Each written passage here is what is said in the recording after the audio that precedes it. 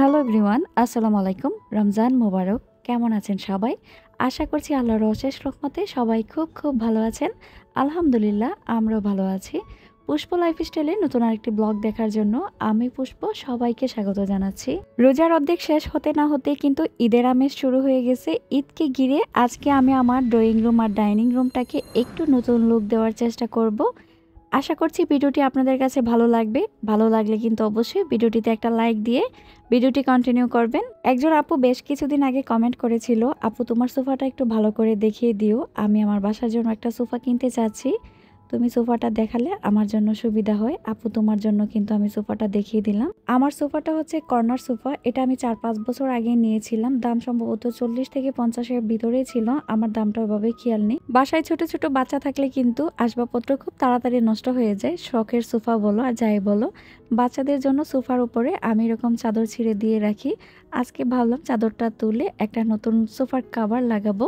সোফার কাভার লাগানোর আগে আমি কিন্তু ভ্যাকুয়াম ক্লিনারটা দিয়ে সোফাটা খুব সুন্দর করে পরিষ্কার করে নিয়েছি, যাতে করে সোফার চিপা চাপায় কোনো ময়লা না থাকে। এই ধরনের ভ্যাকুয়াম ক্লিনার দিয়ে কিন্তু সোফা বা কার্পেট খুব সুন্দরভাবে পরিষ্কার হয়ে যায়, কোনো ময়লা থাকে না। আর কাভারটা যেহেতু দীর্ঘস্থায়ী হবে, ভাবলাম ভ্যাকুয়াম ক্লিনার দিয়ে পরিষ্কার করি, তারপর আমি কাভারটা লাগাই। শখের ফার্নিচারগুলো না চোখের সামনে খারাপ হতে দেখলে খুব মায়া লাগে। আমরা কিন্তু শখ করে বাসার জন্য অনেক ফার্নিচার তৈরি করি, কিন্তু ছোট ছোট বাচ্চা থাকলে তো আর কোনো কথাই নেই, ওদের জন্য কিন্তু ফার্নিচার খুব তাড়াতাড়ি নষ্ট হয়ে যায়। আমার ফার্নিচারগুলো যাতে আর নষ্ট না হয়, অনলাইনের একটা বিশ্বস্ত পেজ থেকে কিন্তু এই যে তুর্কির কভার অর্ডার করে নিয়ে এসেছি ডাইনিং আর সোফার জন্য। কভারগুলো লাগানোর পর তো অবশ্যই বাসায় একটা নতুন লুক আসবে। তার চেয়ে বড় কথা হলো বাসার যে ফার্নিচারগুলো আছে সেগুলো কিন্তু আপনি ধুলাবালু মুক্ত রাখতে পারবেন।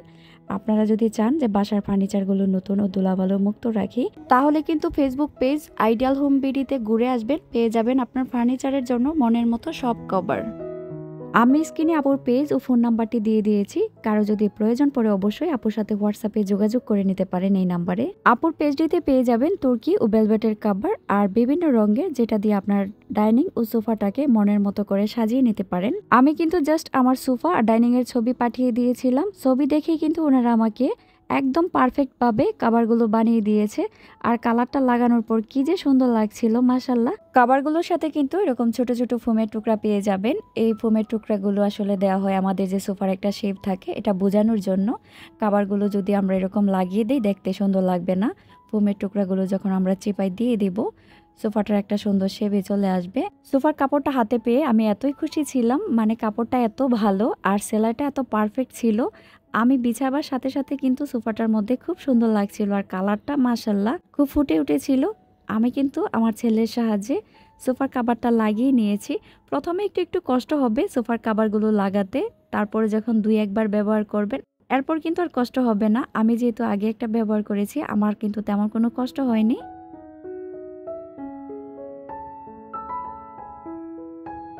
ড্রয়িং রুমটা মনের মতো গুছিয়ে ফেলেছি, কেমন লাগছে একটু পর আপনাদের সাথে শেয়ার করছি। এখন ডাইনিং এর চেয়ারগুলোতে কাভার লাগাচ্ছি, আর কাভারগুলো লাগাতে সাহায্য করছে আমার ছেলে। সে আবার কোনো জিনিস নতুন নতুন করতে খুব পছন্দ করে, কোনো কিছু আনবক্সিং করা বা খোলা সে চাচ্ছিল সেটা লাগাবে। ভাবলাম যে তুমি এটা লাগিয়ে ফেলো, আমি বাকি যে কাজগুলো আছে সেগুলো করে ফেলবো। চেয়ারের পিছনের দিকে দেখুন 2টা দড়ির মতো অপশন দেওয়া আছে, আমি কিন্তু এটা শক্ত করে বেঁধে দিচ্ছি। এটা দেওয়ার কারণ হচ্ছে চেয়ারটা যাতে শক্ত করে কাপড়টা চেয়ারের সাথে লেগে থাকে। আর সামনের দিকেও 2টা 4টা দেওয়া আছে, কাঠের সাথে বেঁধে নিচ্ছি যাতে আমরা বসলে কাপড়টা উপরের দিকে না ওঠে। আমার কিন্তু এই জিনিসটা খুব ভালো লেগেছে যে বসলেও কাপড়গুলো উপরের দিকে উঠবে না। আমার চেয়ারগুলো মনে হয় এতদিন একটা পরিপূর্ণতা পেয়েছে। প্রতিদিনেই চেয়ারগুলো মোছামুছি নিয়ে একটা টেনশনে থাকতাম, এখন আর সেই টেনশনটা নেই। আমি যদি কাভারগুলো লাগিয়ে রাখি একদমই কিন্তু ধুলাবালু পড়বে না। আর এটার মধ্যে কিন্তু একটা রাজকীয় ভাব চলে এসেছে।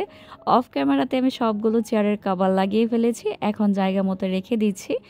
এখন চলুন আপনাদের সাথে এক নজরে শেয়ার করি আমার ড্রয়িং রুমটা সাজানোর পর কেমন লাগছে, সাথে ডাইনিং রুমটাও আমার কাছে তো খুব সুন্দর লাগছে।